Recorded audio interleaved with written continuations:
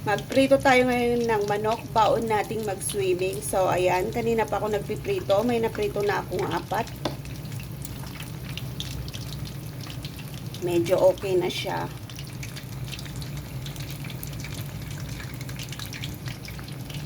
Madilim pa lang, nag-market na kami. Kasi maaga kaming aalis para sa swimming. Dami naming binili. Ito. Marami pa akong prito. Nilagyan ko ng chicken breading. Ayan, dami. So, ito na yung unang salang ko. Ito yung unang salang ko. Kaysa bibili kami sa Jollibee. Yan, nagprito na lang ako.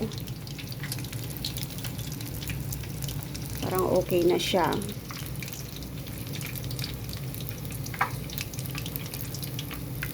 Lagay natin doon.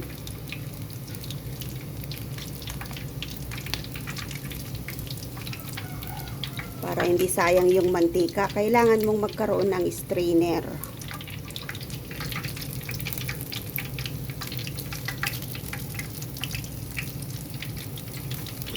Yan, galing. So, magsasalang pa tayo ng isa.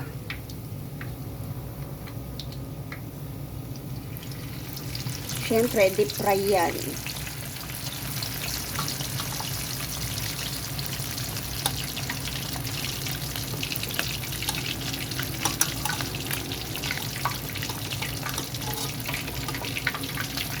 Ang bigat.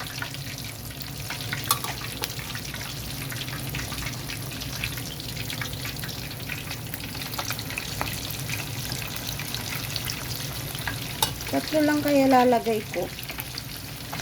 Parang oversize naman yun. Siksikan na sila pag-4. Yan, maglagay pa tayo ng isa para 3.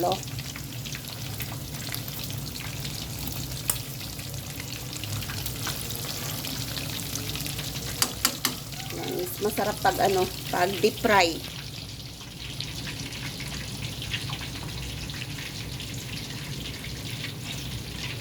Hindi kasi ako nagsalang nung 4. Nilagay niya 4. Sarap po. Crispy yung chicken.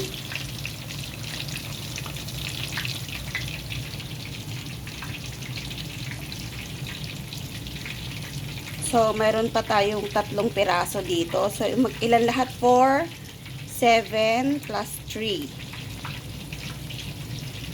So, ang dami nating ang dami nating chicken.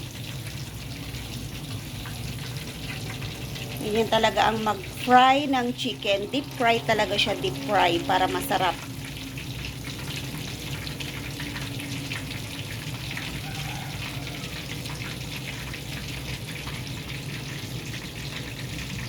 Tapos, syempre, meron kaming kaparis na pakbet. Ito.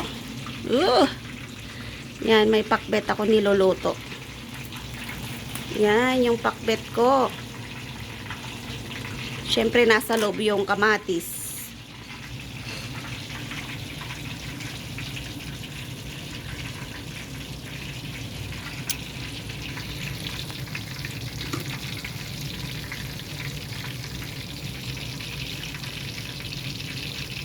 Mamaya natin baliktarin pag huminto na yung kanyang pangalan, yung tunog. Pag konti na lang yung tunog, doon natin babalik na rin yung ating chicken. Ayan, langin natin na tumutunog-tunog dyan. Para masarap.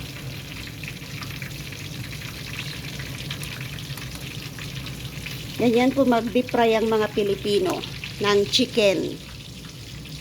Sa Hong Kong, hindi sila mahilig sa deep fry. Gusto nila steam.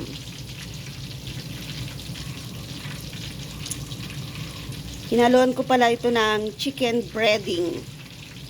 Yun yung pinampalasa ko dito. Yan o, mayroon pang 3. Kaya lang dumikit na sa pinaglagyan ko yung kanyang chicken breading. Yan o, dumikit na. Yan, kahit natin doon.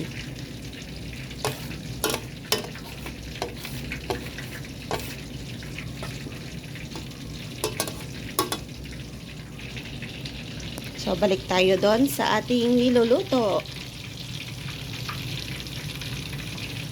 Sarap! Sausaw natin sa ketchup. Luto na kaya? Off na natin yung ating pakbet.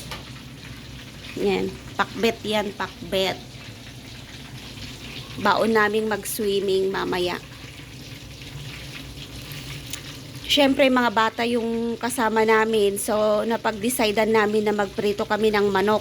Kasi, yun ang gusto ng mga kabataan.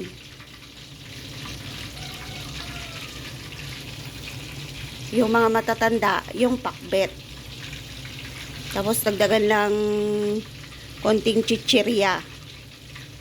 Pagkatapos nila mag-swimming, merienda, chichirya, or tinapay. Tanghalian namin to. Yung fried chicken. Sarap po. Handa. Ang lalaki ng binili niya. Hindi na namin siya hinati. Kurot-kurotin na lang nila mamaya. So, i-try natin ibaliktad. Ikotin natin.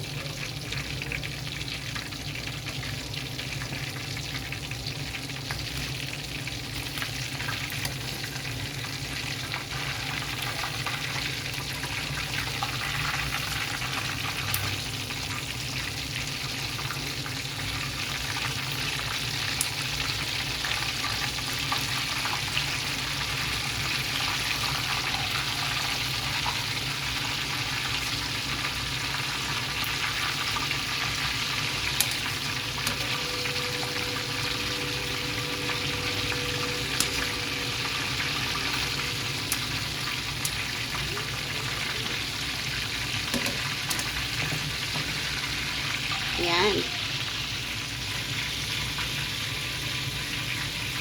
Sarap. Bango. Ang bango nung yung chicken breading niya.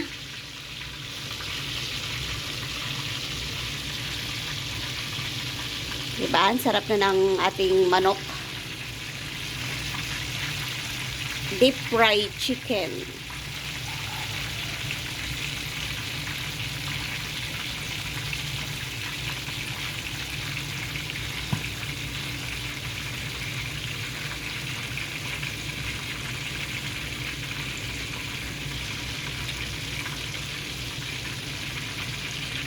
So, tutukan lang natin to hanggang maluto yung 10 pirasong chicken thigh. Kunti lang kami magsiswimming 5 kami dito. 2 yung magkapatid. 7. Tapos kila tita, hindi ko alam kung 4 sila or 3 lang sila o 10 o tag-iisa kami.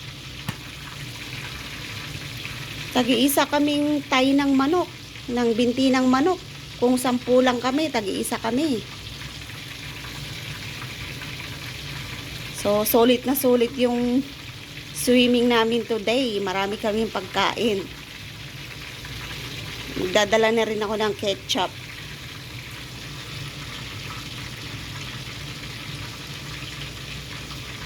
So, balikan ulit natin mamaya ito dahil matagal magprito ng chicken.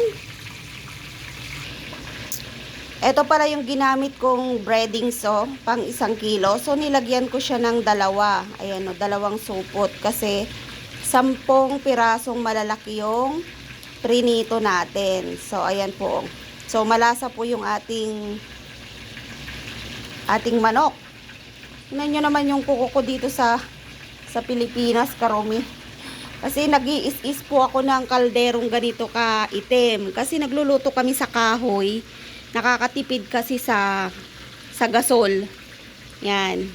So, yung gasol ko, umaabot siya ng 2 buwan or 3 buwan. Depende sa niluluto.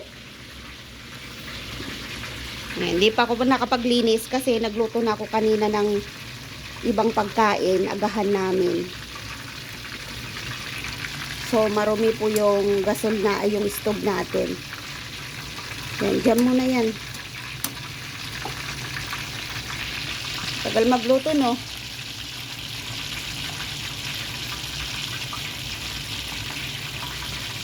sarap oh. Ayan oh, ang lutong. Ayan.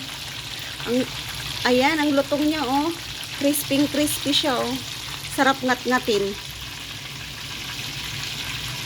Kasi deep fry po yung ginawa natin, kaya masarap yung ating chicken.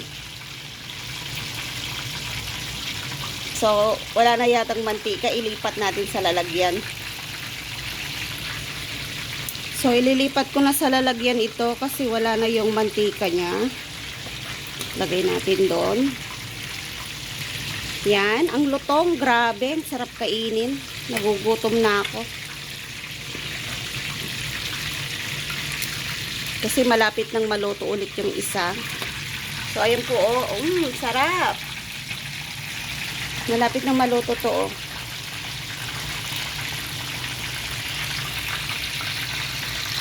So, balik ka rin ulit natin.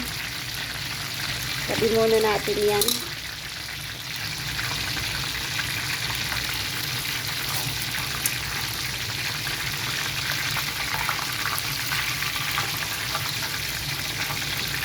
Sarap yung pagkakaluto nyo, oh.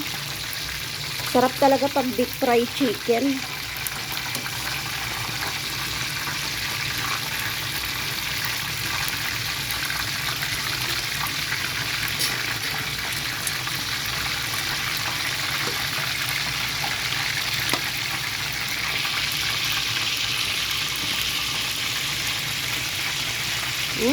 Bango.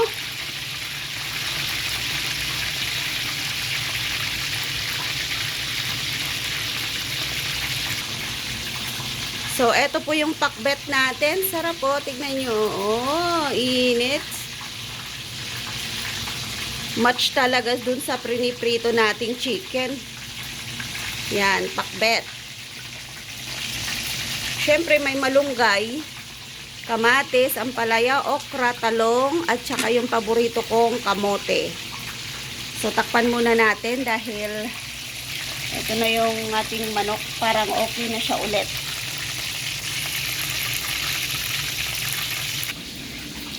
So, dito ko na po tinatapos yung vlog natin sa fried chicken. So, ang ganda pong tumira dito sa Pilipinas talaga. Ang daming pagkain. Tingnan nyo, mayroon akong banana, mangga, yan, manibalang, hinog. So, thank you so much sa inyong lahat.